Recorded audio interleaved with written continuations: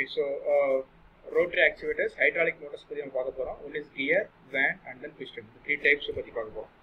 Right, so we know that the elements of hydraulic system.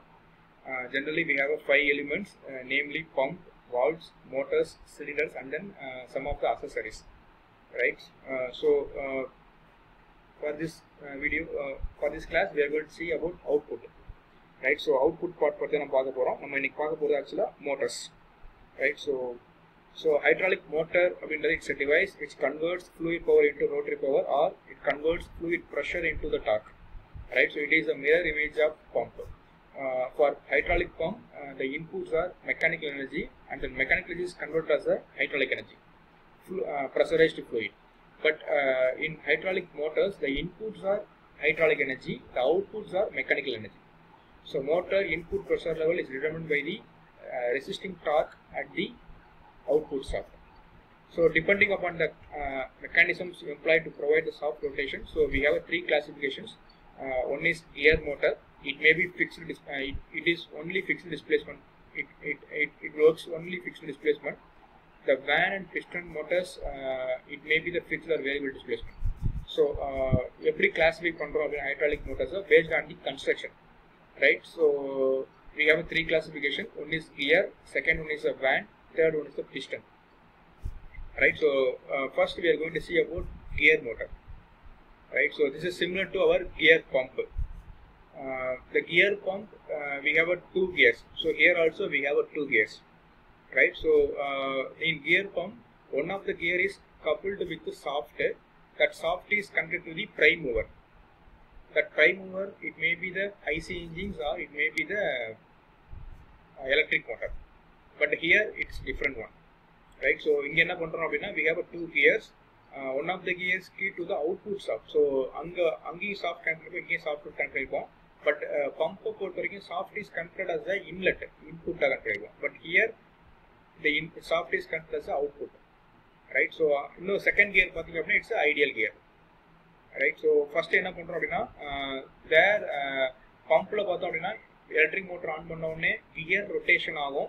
Rotate ஆறப்ப unmiss ஆற இடத்துல partial vacuum create ஆகும். So atmospheric air pushes the fluid into the pump and then it will pass on to the hydraulic system. அதான் working.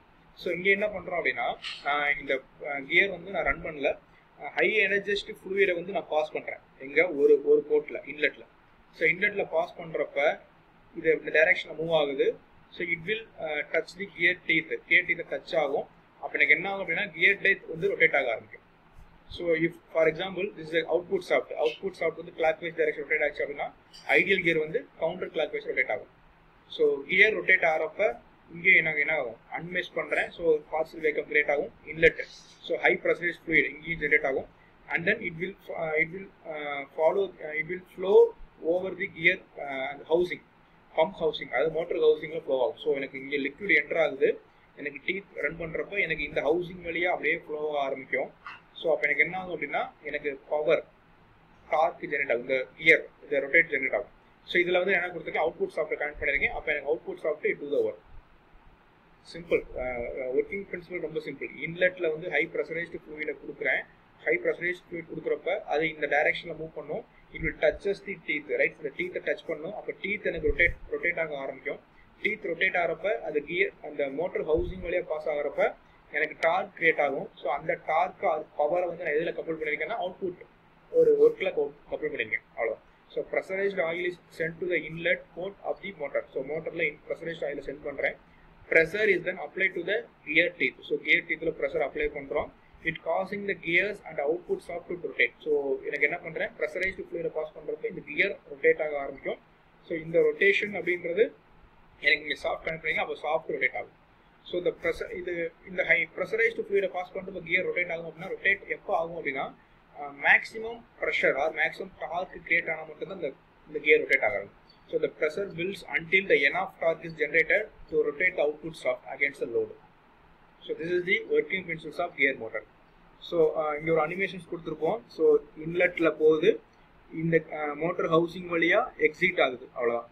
So motor housing exit ஆகிறப்ப எனக்கு இந்த gear rotate ஆக ஆரம்பிக்கும். இதில் என்ன பண்ணியிருக்கேன், அவுட்புட் சாஃப்ட்வேர் கனெக்ட் பண்ணியிருக்கேன். So inlet, the two are subject to high pressure and tend to rotate gears in the direction of arrows, right? இந்த டைரக்ஷன் ரொட்டேட் பண்ண வைக்கிறேன். இந்த செகண்ட் பார்த்தீங்க அப்படின்னா segments of two missing teeth and to opposite direction making net torque available in the function of one tooth. So நான் இங்கே high pressurised ஃப்ளூயிடை pass பண்ணுறப்ப இந்த டீத் ரொட்டேட் ஆக ஆரம்பிக்கும். இப்போ it will generate the torque, right. So the torque is transferred to the external power transfer பண்ணுறேன் with the help of shaft. So in the housings பார்த்தீங்க அப்படின்னா the pressure between the teeth in the segment pushes both the ways and does not affect the torque as the oil is carried out the outlet. So இந்த டைரக்ஷனில் அப்படியே move பண்ணிட்டே வரேன். இந்த tooth இங்கே திரும்பி மிஸ் ஆகிறப்ப எனக்கு என்ன பண்ணும், இந்த எக்ஸிட் இதை வந்து வெளியே புஷ் பண்ணும் லிக்விட், அதுதான் அவுட்லெட் ஆக்ட் ஆகும், right. The side load and electric.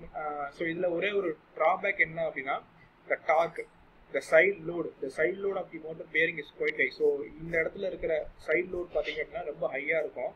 So பியரிங்கோட life பார்த்தீங்க அப்படின்னா it may affects. So side load and motor bearing is quite high because all the hydraulic pressure on one side. This limits the bearing life of the motor. Most of the gear motors are bi-direction. So இங்கே வந்து நம்ம bi-direction பண்ணிக்கலாம். So gear பம்புக்கும் இதுக்கு என்ன difference அப்படின்னா gear pump அப்படின்றது unidirectional. Here we can convert as a bi-directional. Gear பம்பை bidirection பண்ணணும் அப்படின்னா அதுக்கேற்ற மாதிரி பியரிங் செட்டப் நம்ம ரெடி பண்ணணும். பட் இங்கே பார்த்தீங்க அப்படின்னா அந்த ஃப்ளோவை சேஞ்ச் பண்ணலாம். Reversing the direction of flow can reverse the direction of rotation, right. So நான் ஃப்ளோவை சேஞ்ச் பண்ணாலே ஆட்டோமேட்டிக்காக எனக்கு டைரக்ஷன் ரிவர்ஸ் ஆகிடும். Gear motors are normally limited to 150 bar operating pressure and 2500 rpm operating speed. So எவ்வளவு தூரம் operate ஆகும் அப்படின்னா 150 barலேருந்து 2500 rpm அந்த அளவுக்கு ஆப்ரேட் ஆகும். These are available with the maximum flow capacity of 600 lpm. lpm stands for liter per minute. So அவ்வளோ amount discharge பண்ண முடியும் ஒரு ஃப்ளோவை, right. So capacity 600 lpm. Hydraulic motors can also be the internal gear design. So இது external மட்டும் தான் இருக்கும் அப்படின்னா கிடையாது, இன்டர்னல் gear design இருக்கு. But most of the applications they use external gear only. So these types of can operate at high pressure and speeds and also have greater displacement than external gear motor. So internal gears irukku, but most of the applications done by external. But internal la pannom appadina we have some added advantages like it can operate high pressure and high speed la operate agum, displacement romba high ah irukum. This is the working principle of gear motor, right. So the second motor is van motor. So like van pump, van motors have a two classification, namely unbalanced van and balanced van, right. So but most accepted van pump அப்படினா balanced van தான். The reason is unbalanced பண்றப்ப என்ன ஆகும் அப்படின்னா hydraulic use பண்ணி பண்ணோம் அப்படின்னா bearing load வந்து ஒரு சைடில் மட்டும் ரொம்ப ஹையாக ஆக்ட் ஆகும். So it will affect the internal part of the motor, right. So அதனால் என்ன பண்ணுறோம் அப்படின்னா commonly we use only balanced vane motor, right. So இந்த பேலன்ஸ்டு வேன் மோட்டர்ஸ் பார்த்தீங்க அப்படின்னா only it will provide the fixed displacement. Unbalanced பார்த்தீங்க அப்படின்னா it may fixed or it may be the variable, ரெண்டுமே இருக்கு, right. So this is examples for unbalanced vane pump. So unbalanced vane pump அப்படின்றது van motor அப்படின்றது the construction is similar to the unbalanced vane pump. Right, so the van motor develops the torque by hydraulic pressure acting on the exposed surface of the van, which slide in and out of the rotor connected to the drive shaft. So என்ன பண்றோம் அப்படின்னா van motor எப்படி run ஆகும் அப்படின்னா we have a two thing, one is a cam ring, right. So we have a cam ring and then we have a rotor. The rotorல பாத்தீங்க அப்படின்னா நம்ம output ஷாஃப்ட்ல கனெக்ட் பண்ணிருக்கோம், right. So the rotor has a slots, and the slotsல வந்து we have a van. So bands இருக்கும். The bands is connected with the cam ring with the spring. So spring van வந்து cam ringல connect பண்ணிருக்கோம். எப்படி connect பண்ணிருக்கோம் அப்படின்னா spring மூலமா connect பண்ணிருக்கோம். So spring எதுக்கு அப்படின்னா forward and retract. So for example oil என்ட்ரு பண்றப்ப இந்த கேம் சர்ஃபேஸ்ல என்ட்ரி ஆகிறப்ப எனக்கு என்ன ஆகும் அப்படின்னா தட் வேன் வந்து புஷ் பண்ணும், ரைட். ஸோ புஷ் பண்ணும். ஸோ புஷ் பண்றப்ப எனக்கு என்ன ஆகும் அப்படின்னா discharge takes place. So if it is eccentricity level கூடுறப்ப என்ன ஆகும் அப்படின்னா இந்த வேன் வந்து எக்ஸ்போஸ்டு பொசிஷன் இந்த டாப் லெவல் மேலே போகும். மேலே போகிறப்ப அகெயின்ஸ்ட் ஸ்ப்ரிங் மூலம் மூவ் ஆகும். அப்போ எனக்கு இன்லெட் இந்த இடத்துல எனக்கு வேக்கம் கிரியேட் ஆகும், inlet takes place. If the rotation change ஆகிறப்ப இந்த வேன் திருப்பி உள்ள இன்செர்ட் ஆகிறப்ப ஏரியா வால்யூம் ரெடியூஸ் ஆகும், அப்போ டிஸ்சார்ஜ் டேக்ஸ் பிளேஸ். இதுதான் வந்து working of unbalanced vane motor. So இதை ஏன் அன்பேலன்ஸ் சொல்கிறோம் அப்படின்னா இந்த எசென்ட்ரிசிட்டி பார்த்தீங்க அப்படின்னா we cannot balance. ஸோ இது பேஸ்ட் ஆன் தி ஃப்ளூயிட் ப்ரெஷரை பேஸ் பண்ணி ரொட்டேட் ஆகும். ஸோ ஃபார் எக்ஸாம்பிள்ஸ் நான் அன்பேலன்ஸ் யூஸ் பண்ணிட்டேன் அப்படின்னா ஒரு டைமில் மட்டும் எனக்கு ஒரே ஒரு ரீஜனில் மட்டும் ப்ரெஷர் ரொம்ப அதிகமாக இருக்கும். it will affect the entire system. So that's why generally we use balanced system, right? So as the rotor revolves, the vanes follow the surface of the camring because the springs are used to force the vanes radial outward. So அப்போ எனக்கு என்ன பண்ணுறேன், rotor revolve பண்ணுறேன், நான் high energy ஃப்ளூயிடை வந்து pass பண்ணுறேன். Fluid pass பண்ணுறப்ப இங்கே எனக்கு இந்த ஸ்பேஸ் இருக்குது, space between cam ring and rotor. So இந்த கேமரிங்கில் வந்து நான் ஃப்ளூயிடை பாஸ் பண்ணுறப்ப எனக்கு ஒரு இந்த ரோட்டர் வந்து ரொட்டேட் ஆக ஆரம்பிக்கும். ரொட்டேட் பண்ணுறப்ப the vanes follow the surface of the camering. So இதோட சர்ஃபேஸை ஃபாலோ பண்ணும் and it will radially move ஆகும், ரேடியலி அவுட்வர்டில் மூவ் ஆகும். So if the RAM புஷஸ் invert டைரக்ஷனில் வந்துச்சு அப்படின்னா எனக்கு டிஸ்சார்ஜ். இந்த ரேம் வந்து அவுட்டர் டைரக்ஷனில் போச்சு அப்படின்னா எனக்கு இங்கே சக்ஷன் கிரியேட் ஆகும். அப்போ எனக்கு inlet, it act as a inlet. The sliding of the vanes form sealed chamber which carry the fluid from the inlet to outlet. Right? So இதான் working principle, simple working principle. So the displacement of van hydraulic motors function of eccentricity. So eccentricity தான் the total displacement of van hydraulic motor. Eccentricity maintain பண்ணுறது ரொம்ப difficult in unbalanced van motors. So the radial load on the soft bearing of unbalanced van motor is also large because of inlet pressure is on one side of the rotor.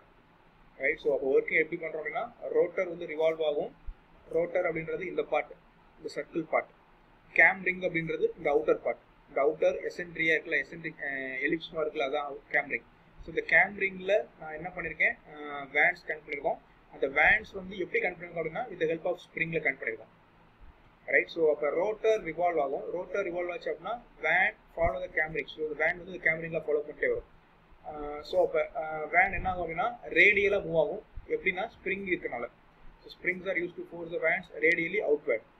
So அந்த sliding option of the vane forms the sealed chamber. So sliding option of vanes create the suction and delivery. So அதான் வந்து unbalance van motor. So இதில் ஒரே ஒரு drawback, load வந்து யூனிஃபார்மாக இருக்காது. So in order to avoid the load, ununiform load, அது என்ன பண்ணுறோம் அப்படின்னா we are going to use balanced van motors.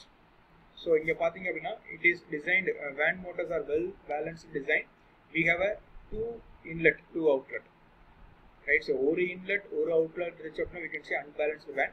இங்கே பார்த்தீங்க அப்படின்னா 2 inlet and 2 outlet both are connected with 180 degree. So 180 டிகிரியில் கனெக்ட் பண்ணியிருக்கோம்.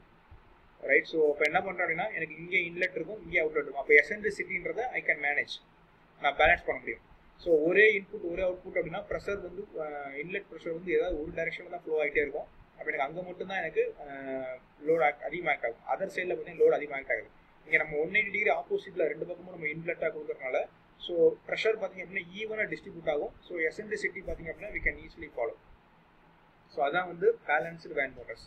So in this design, pressure build up at either port is directed at 2 interconnected cavities located at 180 degree apart. Right? So inlet.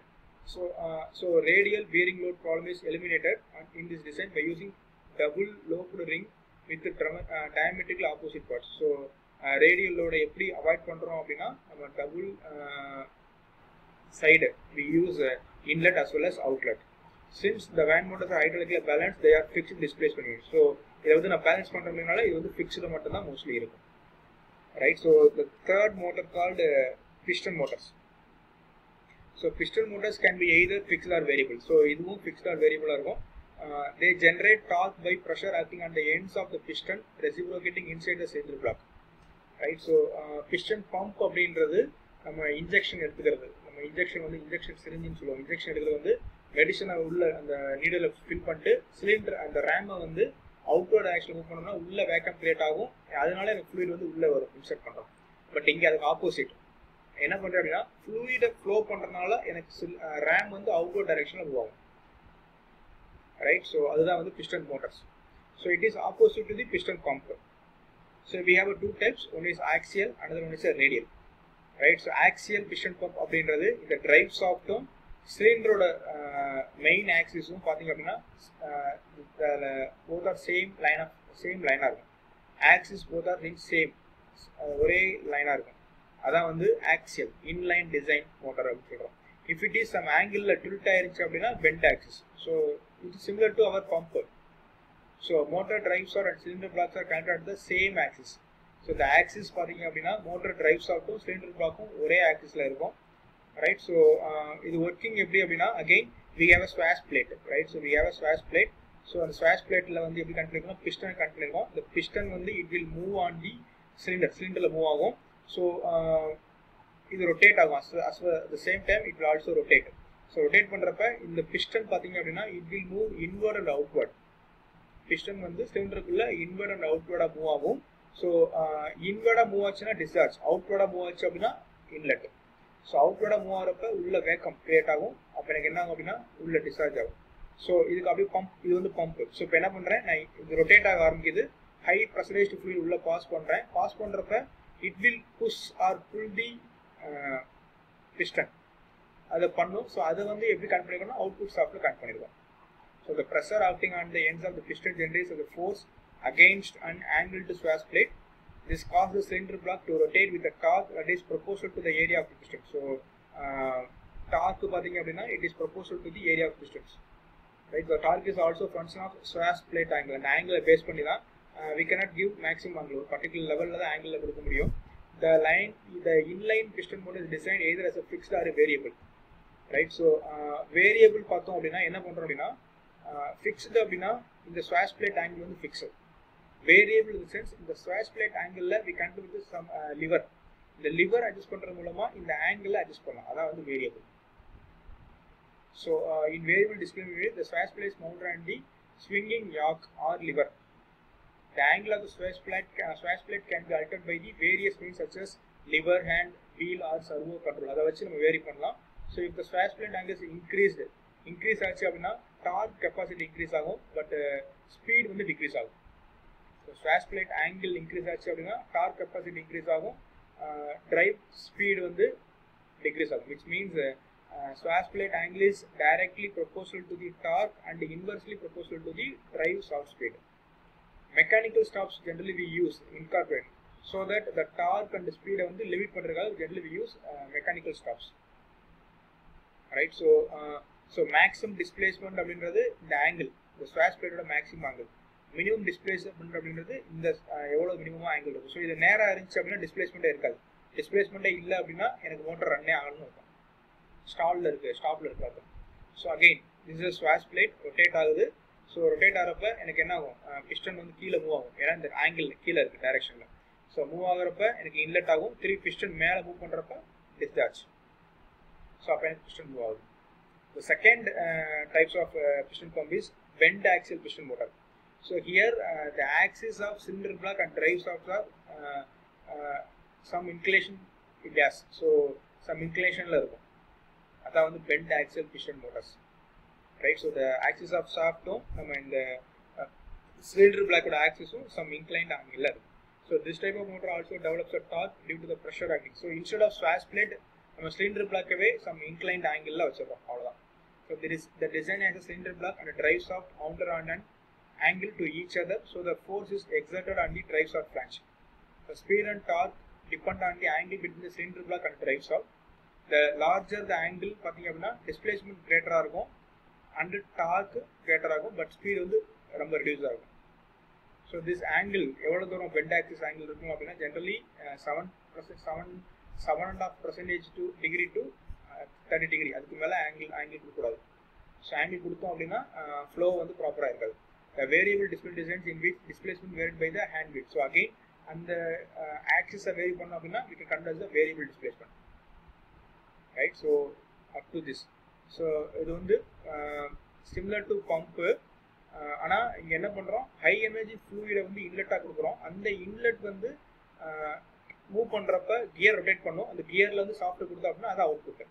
So van use பண்ணுறப்ப again அது push and புல் பண்ணப்ப எனக்கு அந்த output soft connect பண்ணியிருக்கேன், அது work பண்ணும். Piston பொறுத்த வரைக்கும் ஹை ப்ரெஷரைஸ்ட் ஃப்ளூயிடை கொடுக்குறப்ப ரேம் வந்து இன்வெர்டட் அவுட்வர்டில் மூவ் ஆகுது. ஸோ அது வந்து ஆக்சுவலாக பார்த்தீங்க அப்படின்னா it do some work. So அதுதான் வந்து மோட்டர்ஸ்.